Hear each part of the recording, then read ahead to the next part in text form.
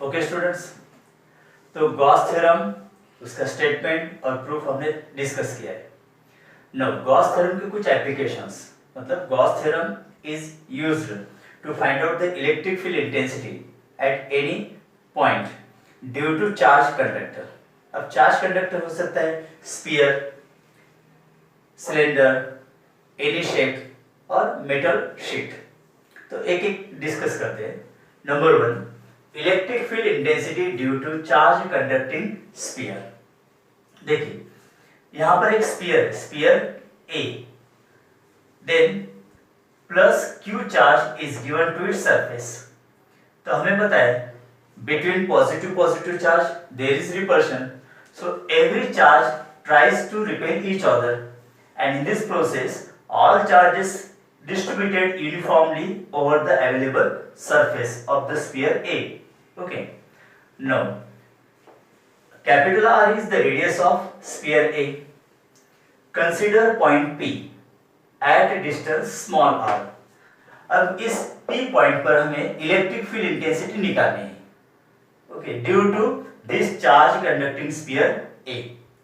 अब positive charge होने के कारण यहां से electric lines of forces originate होंगे फ्रॉम द सरफेस। तो इलेक्ट्रिक लाइंस ऑफ फोर्स कहां से ओरिजिनेट होते हैं? Only for the surface, normally radially outward. So यहां पर एक इलेक्ट्रिक लाइंस ऑफ फोर्स हम कंसीडर करते हैं। So this is the direction of electric field intensity. Okay, तो P पॉइंट पर due to this charge conducting sphere A की वजह से यहाँ पर हमें इलेक्ट्रिक फील्ड इंटेंसिटी निकालनी है। This is application of Gauss theorem. Now at point P consider small area ds। Okay, अब इससे पहले क्या करना है हमें कि P पॉइंट पर एक इमेजिनरी स्फीयर बनाना है। This is also known as Gaussian construction और गॉसियन स्फीयर। एक रेफरेंस के लिए हमें निकालना है, सो दैट अब उसकी रेडियस कितनी होगी? स्मॉल r, मतलब OP is the radius, and by taking r radius O centre we draw imaginary sphere B। तो उसका एक small area ds around the point P हमें कंसीडर करना है। So normal electric induction over area ds। अब normal electric induction, उसका meaning clear है, total number of tubes of induction passing normally through the area ds। Okay, is equal to, उसका general formula पता है हमें, epsilon E cos theta into ds, ये होता है। अब इस एरिया का निकाला हमने। नाउ टोटल स्फीयर B, तो यहां पर total normal electric induction over the surface of sphere B। तो यहां पर इस इक्वेशन का हमें इंटीग्रेशन लेना होगा। So Tn EI is equal to integration epsilon E cos theta into ds। अब यहां पर देखिए एरिया ds, उसका नॉर्मल और इलेक्ट्रिक फील्ड इंटेंसिटी दोनों के बीच एंगल कितना होगा? 0 degree. cos 0 is equal to 1, so cos theta की वैल्यू यहां पर 1 होगी। Now next Tn EI is equal to epsilon E तो कांस्टेंट है, इंटीग्रेशन के बाहर निकलेंगे, integration ds। Okay, now integration ds। अब इंटीग्रेशन ds मतलब no there are so many areas like this. Okay, अगर हम ऑल स्मॉल एरिया ds का इंटीग्रेशन लेते हैं तो हमें surface area of the sphere B मिलता है। So 4 pi r square surface area of sphere B। अब ये वैल्यू यहां पर रखते हैं तो ये इक्वेशन आएगा, Tn EI that is total normal electric induction is equal to epsilon E 4 pi r square. This is equation number 1. Now according to Gauss theorem, statement हमें मालूम है, total normal electric induction is equal to total charges enclosed by this surface, that is surface B sphere।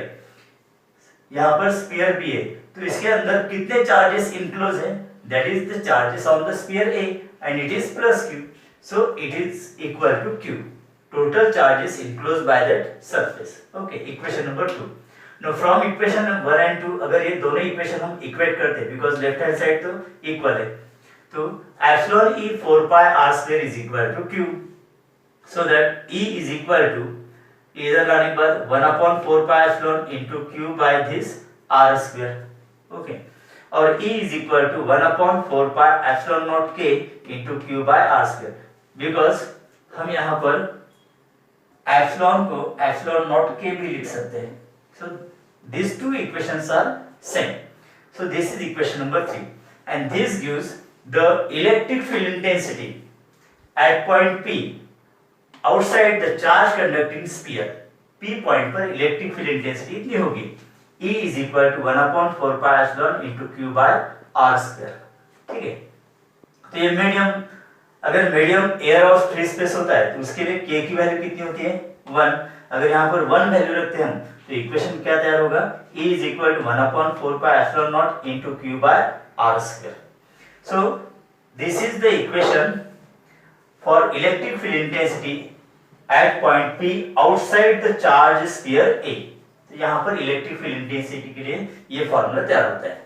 Okay, suppose if point P is on the surface of the sphere, अगर इस point P को हम लाते हैं यहाँ पर on the surface of the sphere A, यहाँ पर P point होगा, ठीक है, यहाँ पर P पॉइंट होगा on the surface। तब स्मॉल r मतलब ये डिस्टेंस स्मॉल r और radius of the sphere a दोनों सेम हो जाएंगे। ओके, तो अब इक्वेशन 3 कैसे लिखेंगे, 1/4 pi epsilon into q by, अब r के जगह पर क्या लिखना है, capital R square, equation number 4। मतलब this is the electric field intensity on the surface, या फिर हम ऐसे कहेंगे just outside the charge conducting sphere A।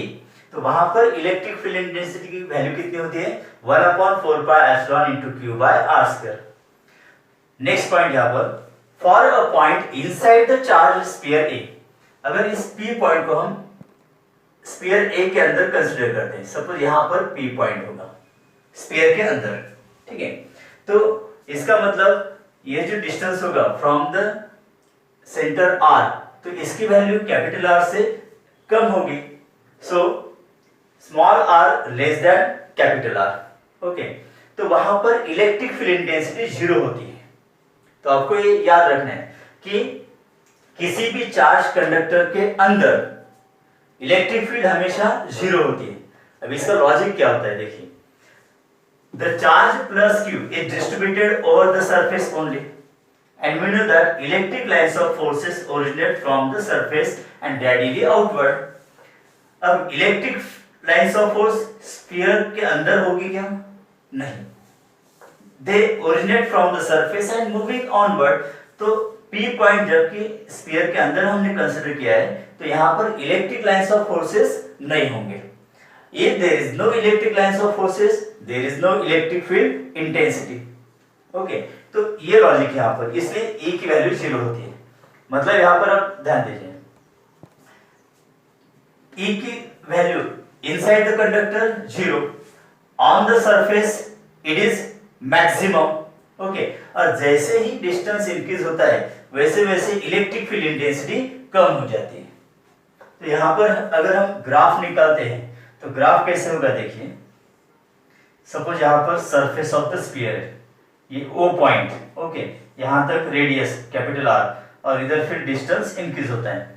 तो ऑन द सरफेस मतलब यहां पर P पॉइंट पर इलेक्ट्रिक फील्ड इंटेंसिटी मैक्सिमम होगी। Then E is inversely proportional to R square, तो डिस्टेंस जैसे इंक्रीज होगा मतलब ये ऐसे, ओके, तो इलेक्ट्रिक फील्ड इंटेंसिटी डिक्रीज होगी। And inside the conducting sphere मतलब यहां पर P पॉइंट इसके अंदर, ओके, तो सडनली इलेक्ट्रिक फील्ड इंटेंसिटी 0 हो जाती है, तो ये 0 रहेगी। तो ये समझ लीजिए। Now surface charge density of sphere A। अब सरफेस चार्ज डेंसिटी मतलब क्या होता है, surface charge density is equal to charge upon area. तो सरफेस चार्ज डेंसिटी का सिंबल होता है sigma, sigma is equal to charge upon total surface area, okay, Q by A is equal to Q by, अब sphere A की radius कितनी है R, तो उसका सरफेस एरिया होगा 4 pi R square. Cross multiplication अगर करते हैं तो क्यू के लिए वैल्यू मिलेगी charge is equal to sigma into 4πr²। अब ये Q की वैल्यू हमें इक्वेशन 3 में रखनी है यहाँ पर। तो E is equal to 1/4πε into, अब यहाँ पर देखिए Q के जगह पर ये रखो sigma into 4πr² divided by small r²। यहाँ पर 4π कैंसल, तो E is equal to sigma capital R² divided by this epsilon into small r²। ये इक्वेशन मिलता है। So this is another expression for electric field intensity in terms of surface charge density. Okay. अगर किसी numericals में हमें surface charge density की value direct दिए, then distance दिया है from the center of the sphere और radius of the sphere भी दिया है, तो ये फॉर्मूला हमें वहां पर यूज करना है। Then on the surface of charge sphere, okay, वही अगर P पॉइंट इस सरफेस के ऊपर लाते हैं स्फीयर A, तो वहां पर कंडीशन या फिर जस्ट आउटसाइड मतलब नियर टू सरफेस, तो उस कंडीशन में स्मॉल आर और कैपिटल आर की दोनों की वैल्यू सेम हो जाएगी। तो यहाँ पर कैपिटल R² और स्मॉल r² कैंसिल हो जाएंगे, तो ये फॉर्मूला आ जाता है यहाँ पर E is equal to sigma upon epsilon. This is equation number 7, या फिर एप्सिलॉन को हम एप्सिलॉन नॉट के भी लिख सकते हैं। अब यहाँ पर देखिए ये जो फॉर्मूला है E is equal to sigma upon epsilon, ये जनरल फॉर्मूला है। ये जनरल फॉर्मूला है मतलब स्फीयर के लिए, cylinder, any shape conductor, okay, किसी भी शेप का अगर कंडक्टिंग बॉडी है, कंडक्टिंग सरफेस है, तो वहां पर ये फॉर्मूला हम डायरेक्टली अप्लाई कर सकते हैं। ओके, तो इसके बाद हम कंडक्टिंग सिलेंडर का पॉइंट डिस्कस करते हैं। Okay students, now second application, electric field intensity due to charge conducting cylinder. Okay, अब यहां पर देखिए एक सिलेंडर है, सिलेंडर A, जिसकी रेडियस है capital R। Okay, XY is the axis of cylinder A. Let plus Q charge is given on the surface of the cylinder A, so that the charge plus Q is distributed uniformly on the curved surface of the cylinder. Now consider point P at distance R. यहाँ पर R की value capital R से ज्यादा होगी। Consider point P at distance R. Okay. Now अब यहाँ पर हमें गॉसियन सिलेंडर B ड्रॉ करना है, मतलब गॉसियन कंस्ट्रक्शन करना है। तो यहाँ पर स्मॉल r रेडियस लेंगे हम, लेंथ उतनी होगी। Okay, and draw imaginary cylinder B। तो यहाँ पर हमें सिलेंडर B मिलेगा। Okay, now normal electric induction over area ds। तो यहाँ पर हमें एरिया ds कंसिडर करते हैं, एरिया ds। तो NEI मतलब normal electric induction is equal to epsilon E cos theta into ds, ये जनरल फॉर्मूला है। No total normal electric induction over cylinder B, मतलब सिलेंडर जो भी है imaginary, total surface, curve surface, उसमें से जाने वाले total number of tubes of induction हमें निकालने, मतलब TNEI, total normal electric induction is equal to integration epsilon E cos theta into ds। वैसे P पॉइंट पर जैसे स्फीयर A पर पॉजिटिव चार्ज है, तो यहां से ट्यूब ऑफ इंडक्शन बाहर की तरफ ओरिजिनेट होंगे। So this is direction of electric field intensity. Okay, now अगर हम इस सरफेस ds को परपेंडिकुलर या नॉर्मल ड्रॉ करते हैं and direction of electric field intensity, तो थीटा कितना होगा, 0। सिमिलरली cos थीटा मतलब cos 0 इज इक्वल टू 1। तो ये इक्वेशन ऐसे बन जाएगा TNEI is equal to epsilon E integration ds। अब इंटीग्रेशन ds मतलब consider small area ds, okay, all curved surface, so that will give total curved surface of cylinder B, so 2 pi RL, so 2 pi R ये हो गया इसका circumference and length कितनी है L, so 2 pi RL is equal to curved surface area of cylinder B. Now total normal electric induction is equal to epsilon E अब integration ds की value 2 pi RL, this is equation number 1. Again according to Gauss theorem, total normal electric induction क्या होता है? The total charge enclosed by that closed surface. अब cylinder B के अंदर कितना charge enclose है? जितना चार्ज सिलेंडर ए पर डिस्ट्रीब्यूटेड है, that is plus q. So it is q. From equation 1 and 2, epsilon E 2 pi RL is equal to q.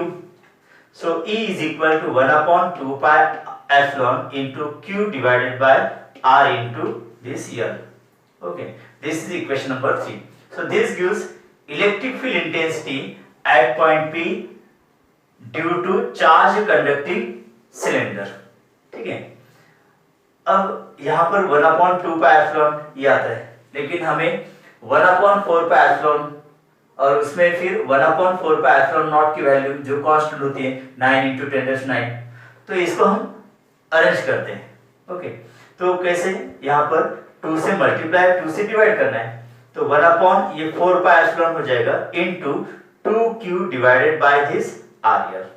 Okay, देखिए 2 to the 4, फिर से वही स्टेप आ जाती है.